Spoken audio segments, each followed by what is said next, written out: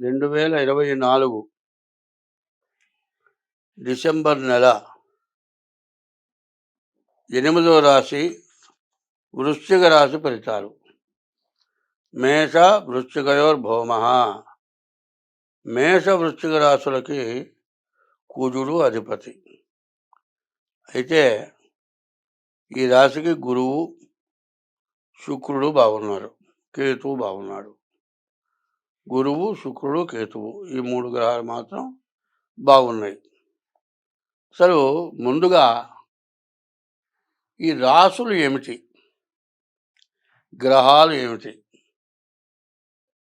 ఈ లగ్నాలు ఏంటి, గోచారం ఏమిటి, అది మనం ముందు తెలుసుకోవాలి. ప్రతివాళ్ళు కూడా గోచారరీత్యా చెప్పిన తర్వాత నా పేరుని బట్టి చెప్పండి అంటున్నారు. అని నా పేరు వెంకయ్య అండి, ఏ రాశి వస్తుంది, నా జాతకం చెప్పండి అని అడుగుతున్నారు. అది పూర్తిగా తెలియక అట్లా అడుగుతున్నారు. ఇది ఎట్లా వస్తుందో చెబుతాను ఒకసారి. ఇంతకుముందు ఎప్పుడు చెప్పలేదు, కొంతమంది అడుగుతూ ఉండటం వల్ల ఇది తప్పనిసరిగా చెప్పాల్సి వస్తుంది. నక్షత్రాలు 27 నక్షత్రాలు. అశ్వని దగ్గర నుంచి రేవతి వరకు నక్షత్రాలు 27 నక్షత్రాలు. ఈ 27ని 4 పెట్టి హెచ్చ వేస్తే 108 వస్తుంది. 27 4లు 108. ఇప్పుడు ఏ దేవుడు పూజ చేసినా అష్టోత్తరం పూజ అంటారు. 108 నామాలతో పూజ చేస్తున్నాం. అట్లాగే ఈ 27 నక్షత్రాలకి 108 పేర్లు ఉన్నాయండి. ఈ 108 పేర్లే కాకుండా రాసులు 12 ఉన్నాయి. ఈ రాసులు 12ంటిలోకి కూడా ఈ 27 నక్షత్రాలను ఎట్లా పంపించాలి? ఇవేమో నక్షత్రాలు 27 అయిపోయా, రాసులేమో 12 అయిపోయా. మరి ఎట్లా మార్చాలి అంటే 27ని 9 చేత భాగిస్తే 108 వచ్చింది. ఈ 108 12 పెట్టి భాగిస్తే 9 భాగాలు కలిసి ఒక్క రాశి వచ్చింది. అశ్విని నక్షత్రం వచ్చిందండి, 4 భాగాలు, భరణి 4 పాదాలు, కృత్తిక పాదం.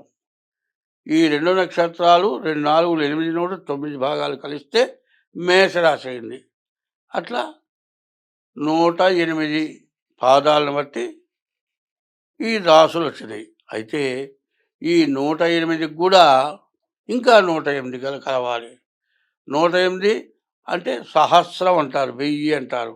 ఈ 1000 రకాల జాతకాలు ఉన్నాయి. ఒకటే రాశికి కనీసం 9 రకాల జాతకాలు కనపడతాయి.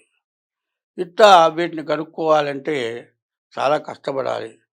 ఒకప్పుడు తమిళనాడులో నాడీ జ్యోతిష్యం అని ఉండేది. ఆ నాడీ జ్యోతిష్యం బొట్నవేలి ముద్రల మీద చెప్పేవాళ్ళు. ఇప్పుడు అది కూడా చెప్పలేకపోతూ ఉన్నారు. అది ఆ విద్య కూడా తగ్గింది. అట్లాగే ఇది 1000 రకాల జాతకాలు ఉన్నాయి. ఈ 1000 రకాల జాతకాల్లో రకరకాలు కలుస్తున్నాయి.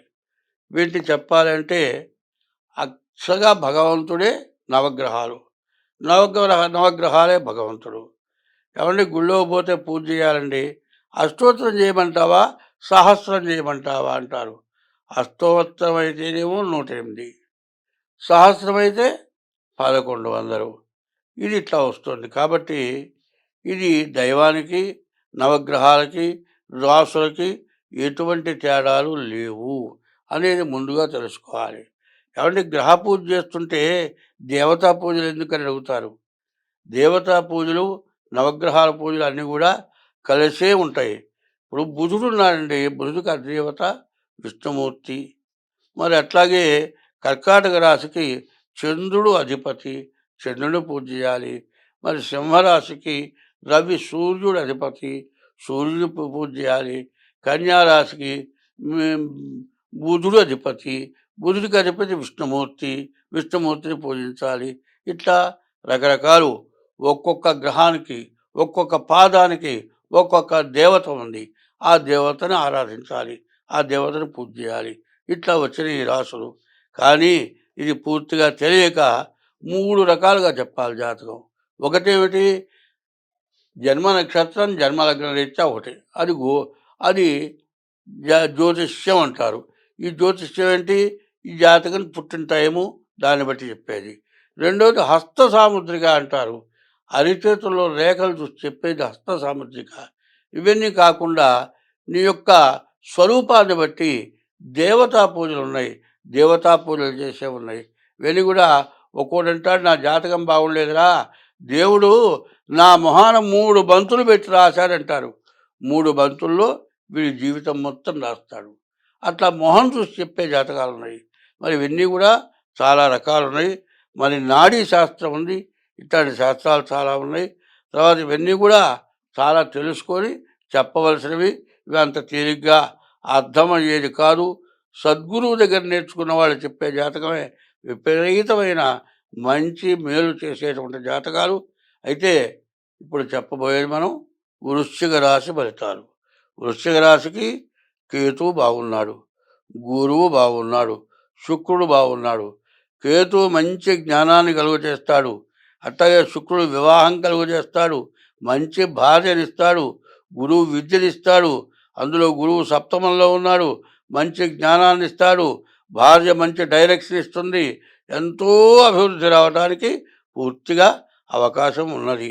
కానీ ఇందులో 3 గ్రహాలే, అంటే 8 గ్రహాల్లో 3 గ్రహాలే బాగున్నాయి. 3 గ్రహాలు పోతే 5 గ్రహాలు బాగాలేవు. బాగుండని గ్రహాలు ఏమిటాయంటే కుజుడు, బుధుడు, రవి, శుక్రుడు, కుజుడు, బుధుడు, రవి, శని, రాహు. ఈ గ్రహాలు బాగాలేవు. శని అర్ధాష్టమంలో ఉన్నాడు, చాలా నష్టపరుస్తాడు. అనవసరమైన దండ ఖర్చులు తెచ్చిపెడతాడు. రవి బాగాలేడు, ఆరోగ్యం మీద దెబ్బతీస్తాడు. రాహు ఉన్నాడు, పక్క వాళ్ళ స్నేహితుల వల్ల సర్వనాశనం చేస్తాడు. కుజుడు నీచలో ఉన్నాడు, కుజుడు వల్ల చాలా నష్ట కష్టాలు జరగటానికి బాగా అవకాశాలు ఉన్నాయి. కేతువు వల్ల మంచి జ్ఞానం కలుగుతుంది. గురువు వల్ల మంచి ఉద్యోగం, విద్య, మరి భార్య చాలా ఉపయోగపడే భార్య వస్తుంది. ఎటువంటి భార్య అంటే కార్యేషు దాసి, నీకు పనిచేసి పెట్టడానికి దాసీదాల్లాగా పనిచేస్తుందట. కరణేషు మంత్రి, నీకు ఇచ్చే మరి నీకు బాధ్యత తెలియపరిచే దాంట్లో మంత్రిలాగా ఉంటుందట. భోజ్యేషు మాత, భోజనం పెట్టే చోట తల్లిలాగా ఉంటుందట. శయనేషు రంభ, నీతో సంభోగం చేసేప్పుడు రంభలాగా ఉంటుందిట. షట్కర్మయుక్త, 6 రకాల పద్ధతుల్లో భార్య ఉంటుంది. అన్ని రకాలుగా కూడా ఈ రాశి వాళ్ళకి భార్య ఉపయోగపడి మేలు చేస్తుంది. కానీ తను సద్వినియోగం చేసుకోవాలంటే ఉన్న గ్రహాల్లో మరి 3 గ్రహాలే బాగున్నాయి, 5 గ్రహాలు బాగాలేవు. ఆ బాగుండని గ్రహాలు ఎట్లా ఉన్నాయి మీ జాతక రీత్యా చూపించుకొని, మీ జాతకం చూపించుకొని దాన్ని తగిన శాంతి చూసుకోవాలి. అవండి మాకు డేట్ ఆఫ్ బర్త్ లేదండి, ఎట్లాగంటే మీ హస్త సాముద్రిక ద్వారా అయినా సరే మీ జాతకం చూపించుకోండి, మీకు అన్ని విధాలా బాగుంటుంది. కేతువు 11ంట ఉన్నాడు అంటే అటువంటి రోజు దొరకడం చాలా కష్టం. కేతువు చాలా మంచి స్థానంలో ఉన్నాడు. కాబట్టి దాన్ని సద్వినియోగం చేసుకుంటే మీరు ఎంతైనా బాగుపడతారు, ఎంతైనా మేలు జరుగుతుంది. కాబట్టి మీరు మంచి లాభాల్ని పొందాలి. ఏమిటి? గురువు వల్ల విద్య, మంచి ఉత్తమురాలైనటువంటి భార్య, మంచి జ్ఞానం చేసే జ్ఞానం. భగవంతుడు మనకి ఎట్లా మేలు చేస్తాడో అంత మనం మేలు పొంది ఇంకోటికి మేలు చేసేటువంటి శక్తినిచ్చేటువంటి కేతువు బాగున్నాడు. ఈ ముగ్గురిని సద్వినియోగం చేసుకోవాలంటే మీ జాతకం చూపించుకోండి, మీకు అన్ని విధాలా కలిసి వస్తుంది, అన్ని విధాలా బాగుంటుంది. స్వస్తి. ఉపోద్ఘాతము అంటారు. ఉపోద్ఘాతం అనగా ఈ 12 రాసులకి కూడా కలిసి వచ్చేటువంటి ఉపోద్ఘాతం. 2024 నుండి 2026 వరకు కూడా ఈ 3 సంవత్సరాలు కూడా అందరికీ కూడా చాలా గడ్డు సమస్యలు.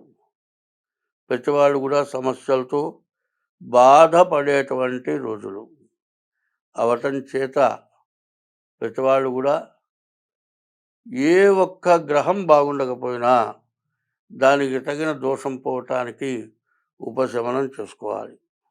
ఎందుకు అంటే నిన్నటిదాకా గురువు వక్రించున్నాడు, ఇప్పుడు కుజుడు వక్రించి ఉన్నాడు.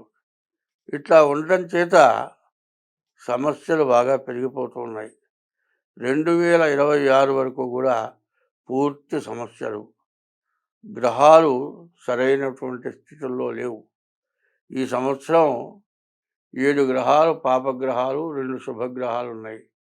అందువల్ల పాపగ్రహాల యొక్క బలం ఎక్కువ అవ్వటం చేత మంచివాళ్ళు బతకటానికి చాలా కష్టతరమైనటువంటి రోజులు. కాబట్టి ఇది ఏ రకంగా దెబ్బతీస్తుంది అంటే విద్యలో, ఉద్యోగంలో, వ్యాపారంలో, ఆరోగ్యంలో, కుటుంబ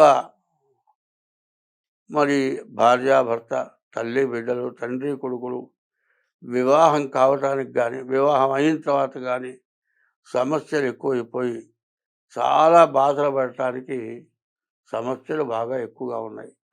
అందులో ముఖ్యంగా చెప్పేది ఏంటంటే వివాహం కావటమే కష్టమవుతుంది. వివాహం అయిన తర్వాత వాళ్ళిద్దరికీ కుదరక విడిపోయే పరిస్థితులు వస్తున్నాయి. తల్లిదండ్రులకి అన్నం పెట్టక వాళ్ళు ఇబ్బందులు పడుతున్నారు.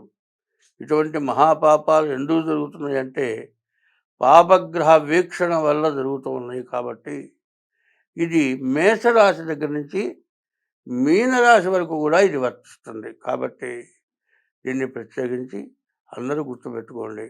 ఏమిటయా అంటే అప్పులు తీరకపోవటం, అప్పులు చేయటం, ఆస్తులు పోవటం, భార్యాభర్తలకి అనుకూలత లేకపోవటం, చదువుకునే పిల్లలకి విద్య సరిగా రాకపోవటం, చదువుకునే పిల్లలకి ఆడపిల్లలతో అనవసరమైన దుర్గతి సంబంధాలు కలగటం, ఇట్లా రకరకాలైన సమస్యలతోటి ప్రజలు బాధపడేటువంటి రోజులు 24 నుండి 26వ సంవత్సరం వరకు కూడా ఈ పరిస్థితులు బాగా ఎక్కువగా ఉన్నాయి.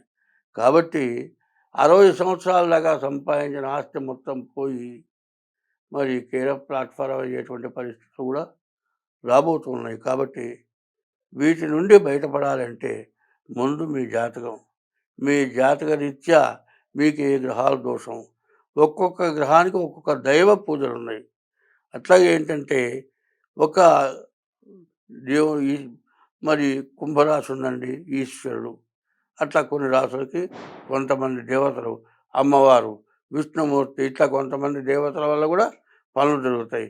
గ్రహశాంతులతో పాటు దేవతా పూజలు కూడా జరుగుతూ ఉంటాయి మా వల్ల. మీకు ఏదైనా కావాలన్నా కూడా మీరు డేట్ ఆఫ్ బర్త్ ద్వారా కానీ, హస్త సాముద్రిక ద్వారా కానీ మీకున్న దోషాలు పోవటానికి అన్నీ చేయగలుగుతాం. కాబట్టి దీన్ని బాగా గుర్తుపెట్టుకోవాలి.